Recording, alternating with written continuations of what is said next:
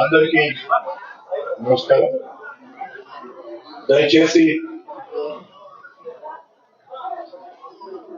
విలేకరుల సమావేశాలు ప్రకటిస్తే నెల్లూరు రూరల్ నియోజకవర్గం నుంచి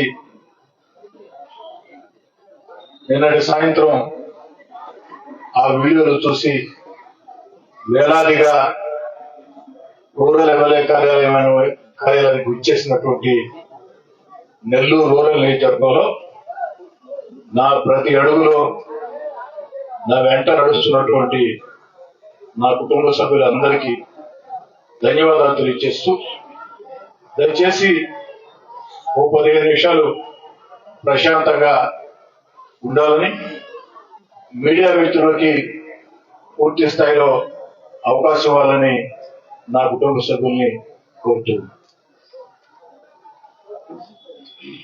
నిన్నటి సాయంత్రం ఒక మీడియా మిత్రుడు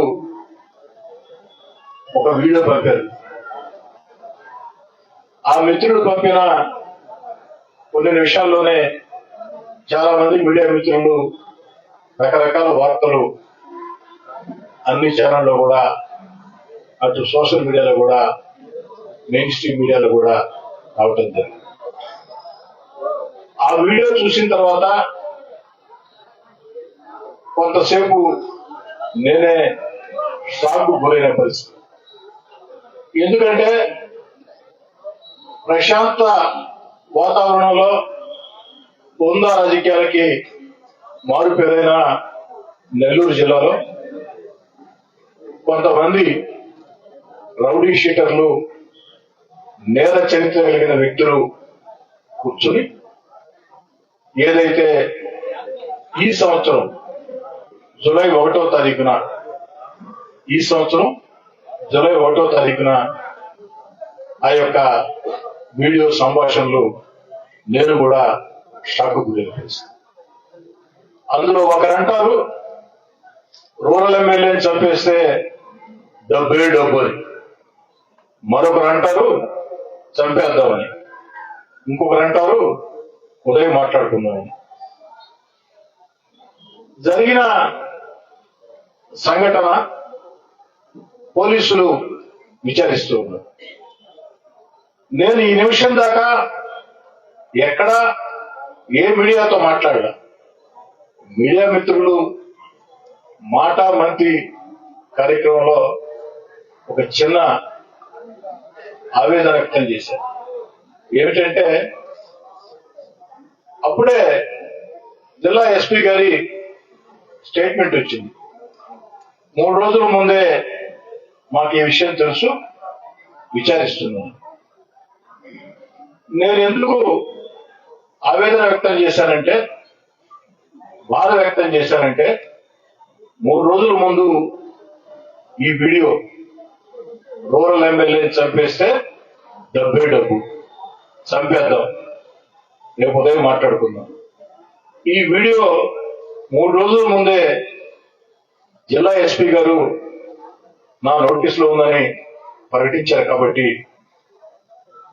కనీసం నాకు పోలీస్ శాఖ దృష్టికి వచ్చిన వెంటనే ఈ విధంగా వచ్చింది, ఒక వీడియో మా నోటీసులో ఉంది, విచారిస్తున్నాం. మీరు కూడా కాస్త జాగ్రత్తగా ఉండండి, జాగ్రత్త చర్యలు తీసుకోండి అని జిల్లా ఎస్పీ గారు చెప్పి ఉంటే బాగుండేదని జనాంతికంగా మాట్లాడారు. అంతకు మించి ఈ వీడియో మీద నేను ఎక్కడా కూడా ఒక మాట కూడా మాట్లాడలా. ఇదే నేను మాట్లాడేది. ఈ సందర్భంగా ఒక తెలుగుదేశం పార్టీ శాసనసభ్యుడిగా అనే దానికంటే ఒక పౌరుడిగా నేను అడుగుతున్న పోలీస్ శాఖని, రౌడీ షీటర్లు, నేర చరిత్ర కలిగిన వ్యక్తులు మాట్లాడే వీడియోలో రూరల్ ఎమ్మెల్యే చంపేస్తే డబ్బే డబ్బు అన్నారు కదా, ఆ డబ్బు వారికి ఎవరిస్తామని చెప్పారు.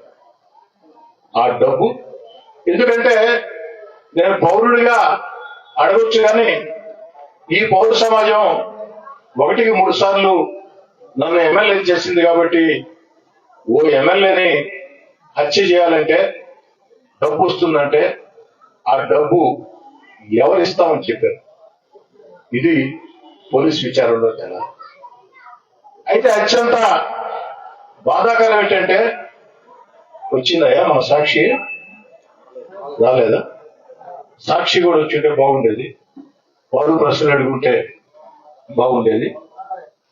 కానీ ఈ వీడియో ఒక అన్ని ఛానల్స్ లో వస్తూ ఉంటే నేనెక్కడ ఒక మాట కూడా దీనికి కారణం ఎవరు అని నేను మాట్లాడక ముందే గుమ్మడికాయల దొంగ ఎవరు అంటే భుజాలు తడుకున్నట్టు వైఎస్ఆర్ కాంగ్రెస్ పార్టీ మీడియా, రోత పత్రిక సాక్షి, రోత media Sakshi TV, YSR Congress Party social media దీని మీద పెద్ద ఎత్తున దుర్మార్గంగా అబండాలు సృష్టిస్తూ, కనీసం బాధితుడు అయినటువంటి నేను పలాని వాళ్ళు కారణం చెప్పకముందే వైఎస్ఆర్ కాంగ్రెస్ పార్టీ మీడియా గుమ్మడికాయల దొంగ ఎవరంటే భుజా తోడుకున్నట్టు మీరెందుకయ్యా భుజా తోడుకుంటున్నారు? ఆ వీడియో అబద్ధమా? వీడియో నిజమే కదా, వీడియో మాట్లాడిన మాటలు నిజమే కదా. మరి ఆ దిశగా పోలీసులు విచారించాలా?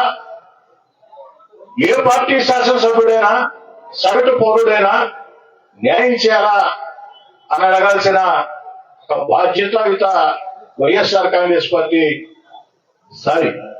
వైఎస్ఆర్ కాంగ్రెస్ పార్టీ బాధ్యతాయుతం అంటే వాళ్ళు బాధ్యతలు ఎప్పుడో మర్చిపోయారు.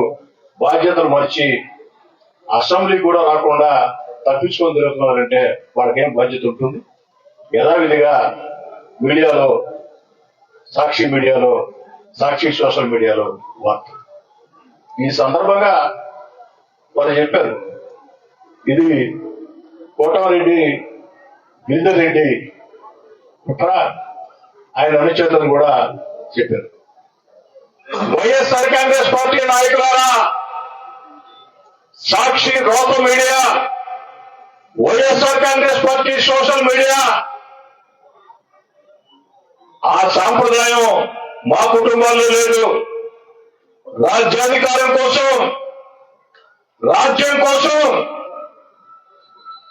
సొంత ఇంట్లో కుటుంబ సభ్యుల్ని చంపించే సాంప్రదాయం మీ డిఎన్ఏలో ఉంది, కానీ మా కుటుంబంలో అది లేదు.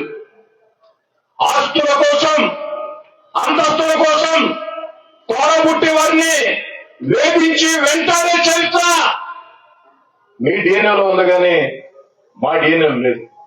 దాన్ని కాస్త వైఎస్ఆర్ కాంగ్రెస్ పార్టీ నాయకులు తెలుసుకుంటే బాగుంటుంది. ఇక ఈ బెదిరింపులకి భయపడే వ్యక్తినే కాదు.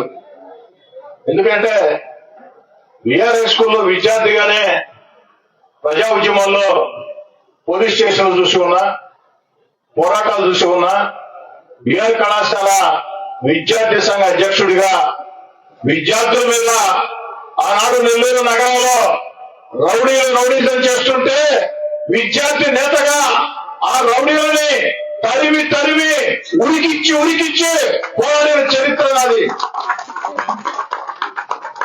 వైఎస్ఆర్ కాంగ్రెస్ పార్టీ నాయకులారా, చరిత్ర తెలుసుకోండి.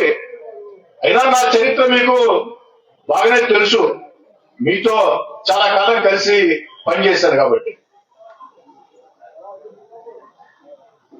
రౌడీలకి గుండాలకి భయపడే తత్వం నాది కాదు. ఇలాంటి బెదిరింపుల్ని జీవితంలో చాలా చూసి ఉన్నాను. ఆఖరికి 25 ఏళ్ళు రాజ్యాధికారం నాదే అని వైఎస్ జగన్మోహన్ రెడ్డి గారు, వారి మీడియా, వారి అనుచరులు పదే మాట్లాడుతున్న రోజుల్లో సర్వశక్తివంతుడిని, నన్ను ధిక్కరిస్తే అడిచి వేస్తా అని హూంకరించిన వైఎస్ జగన్మోహన్ రెడ్డి గారిని 16 నెలల ముందే జగన్ గారు అధికారంలో ఉన్న వేళ 16 నెలల ముందే జగన్ గారిని ధిక్కరించి వీధుల్లోకి వచ్చి మీతో పోరాటం చేసినటువంటి చరిత్ర ఉన్నది. ఆనాడు కూడా చాలా బెదిరింపులు చేశారు. నన్నే కాదు, నా కుటుంబ సభ్యుల్ని బెదిరించారు. వాడెవడో ఒకడు నన్ను మా తమ్ముడిని బండి కట్టేసుకొని పోతాం, లేపేస్తా ఉన్నారు. వైఎస్ఆర్ కాంగ్రెస్ పార్టీ సోషల్ మీడియాలో రకరకాల ప్రచారాలు చేశారు. ఆ యొక్క బెదిరింపులకే భయపడే వ్యక్తులని, జీవితంలో మేము తప్పు చేయం, ఎవరికి భయపడం, తప్పు చేయనప్పుడు ఎవరికి భయపడాల్సిన అవసరం లేదు. అవసరమైతే ఎవరితోనైనా ఎందాకైనా ప్రజా జీవితంలో ఉన్న వేళ ప్రజల కోసం, నా వెంట నడిచే నాయకుల కార్యకర్తల కోసం ఎవరితోనైనా ఎందాకైనా కొండలైనా బండలైనా ఎదుర్కొనే తత్వం. దాన్ని వైఎస్ఆర్ కాంగ్రెస్ పార్టీ నేతలు, వైఎస్ఆర్ కాంగ్రెస్ పార్టీ అధినేత వైఎస్ జగన్ గారి దగ్గర నుంచి వైఎస్ఆర్ కాంగ్రెస్ పార్టీ నేతలు, YSR Congress Party media, YSR Congress Party social media గుర్తుంచుకుంటే మంచిది. సవాల్ విసురుతున్న వైఎస్ఆర్ కాంగ్రెస్ పార్టీ మీడియాకి, సోషల్ మీడియాకి ఎన్ని రాష్ట్రాలు రాసుకోండి నా మీద, ఎన్ని వీడియోలు పెట్టుకోండి నా మీద. కానీ ప్రజా ఉద్యమాలతో బండబారిన గుండె నాది. పోరాటాల్లో తుపాకులకి కత్తులకి వెన్ను చూపని శక్తి నాకుంది. ఆ మనోధైర్యం దేవుడు నాకు ఇచ్చాడు. నెల్లూరు రూరల్ ప్రజలు నాకు ఇచ్చారు. నా వెంట నడిచే నాయకులు కార్యకర్తలు నాకు ఇచ్చారు. నేను అధికారంలో ఉన్నా, అధికారంలో లేకున్నా, కోటమిరెడ్డి శ్రీధర్రెడ్డి మా కుటుంబ సభ్యుడు అని నా వెంట నడిచినటువంటి వేలాది మంది కార్యకర్తల్లో నా మీద విశ్వాసం ఉన్నంత కాలం ఖచ్చితంగా ప్రజా జీవితంలో కొనసాగుతుంది.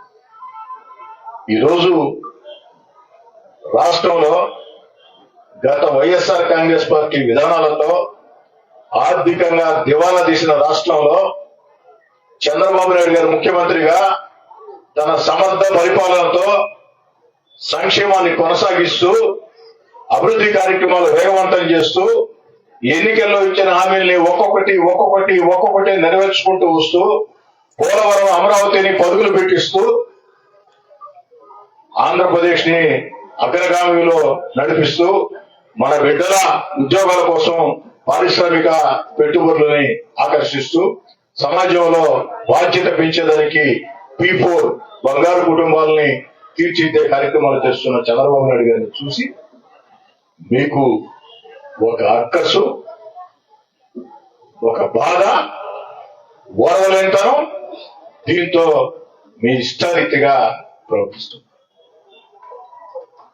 నేను పోలీస్ శాఖను కోరేది ఒకటే, ఎవరు నన్ను చంపితే ఆ కోర్టు డబ్బు ఇస్తామన్నది ఎవరు? డబ్బే డబ్బు అన్నారు. ఆ డబ్బు ఎవరు ఇస్తామని చెప్పారు? దయచేసి దాన్ని తేల్చండి. తేల్చాల్సిన బాధ్యత పోలీస్ యంత్రాంగం మీద ఉంది. అయితే ఇలాంటి బుడ్డ బెదిరింపుల్ని నేను కాదు కదా, నా మనవడు నా మనవరాలు కూడా లెక్క చేయదు. వైఎస్ఆర్ కాంగ్రెస్ పార్టీ నేతలారా, వైఎస్ఆర్ కాంగ్రెస్ పార్టీ నేతలారా, నన్ను హత్య చేస్తామని మాట్లాడిన రౌడీ షీటర్లారా, గూండాల్లారా